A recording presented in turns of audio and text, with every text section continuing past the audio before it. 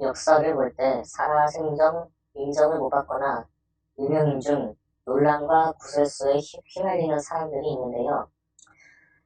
사주로 끼워 맞춰보자면 월지가 12운성상 묘이고 제극인까지 합쳐지는 경우가 있습니다. 최근 논란과 구설수를 당한 유명인을 감히 제가 이야기하지는 않고요. 역사 속의 인물을 소개하자면 독일의 철학자 프리드리히 니체는 자신의 업적이 오랜 시간이 지난 뒤에야 인정받았습니다. 그는 종교와 도덕성에 대한 비판을 해서 당시 사회적 가치관과 충돌하여 논란을 빚었습니다. 니체의 사주를 간단하게 해석할게요. 니체는 1844년 10월 15일생으로 무진일주입니다. 이 사주에서 월지의 진토,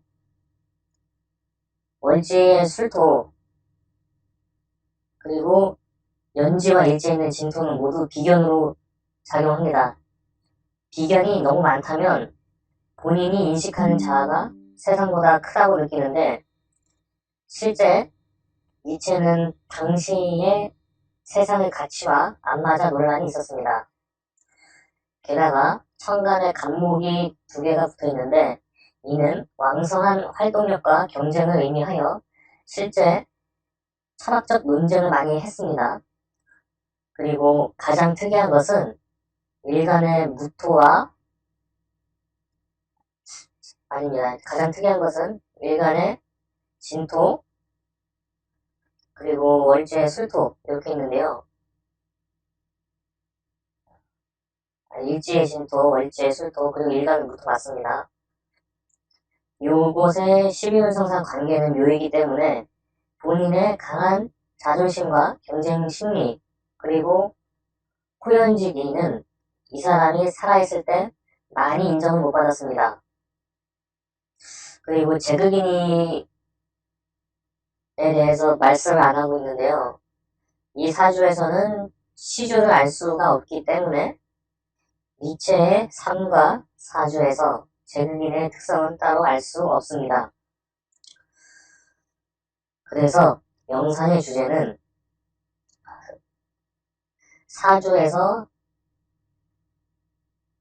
월지에 묘가 붙어있고 인성이 재물로 극을 당할 경우에 남들이 나를 몰라주고 때로는 비난까지 하는 경우가 생길 수 있다 합니다.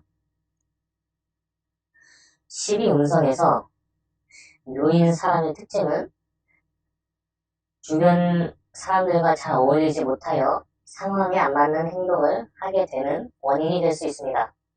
또한 타인의 감정에 공감하는 능력이 부족할 수 있습니다. 따라서 다른 사람의 입장을 고려하지 않고 자신의 생각만을 강요하는 행동을 하게 될 수 있습니다. 제극인은 재물에 의해 인성의 극을 당한다는 뜻입니다. 인성은 윤리, 도덕, 양심, 종교 등의 특징을 갖습니다. 따라서 제극인이 되면 윤리나 도덕성이 떨어지고 이기적이고 물질적인 성향을 가지게 됩니다. 제극인은 앞으로 어떻게 될지 먼 일은 생각하지 않고 당장의 이익만을 추구하는 경향이 있기에 물욕이나 성욕이 대단하고 공부가 또 잘 되는 건 아닙니다. 마지막으로 여기 있는 표는 1959년 이후 출생하는 사람 중에서 사주에서 월지는 재성으로 역할을 하고 12운성으로 따지면 요로 작용하는 사주이고요. 그리고 연지의 인성이 재물로부터 극을 당하는 일종의 제극인 사주들입니다. 실제로 이 표에는 논란과 구설수에 휘말렸던 유명인의 생년월일이 포함되어 있습니다. 이런 사주들이 아주 많지는 않습니다.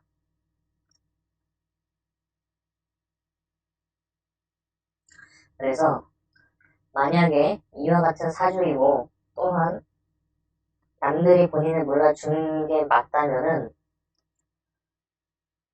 단점을 극복을 할 필요가 있기 때문에 타인의 감정에 공감하는 능력을 기르고 장기적인 계획을 세우는 연습이 중요합니다. 그리고 자신의 장단점과 성격을 파악하고 상황을 적절히 판단하여 행동하는 것이 필요합니다.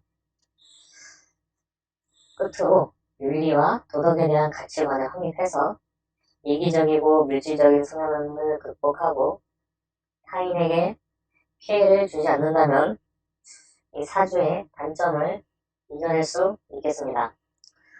영상은 여기까지 하고 마치겠습니다.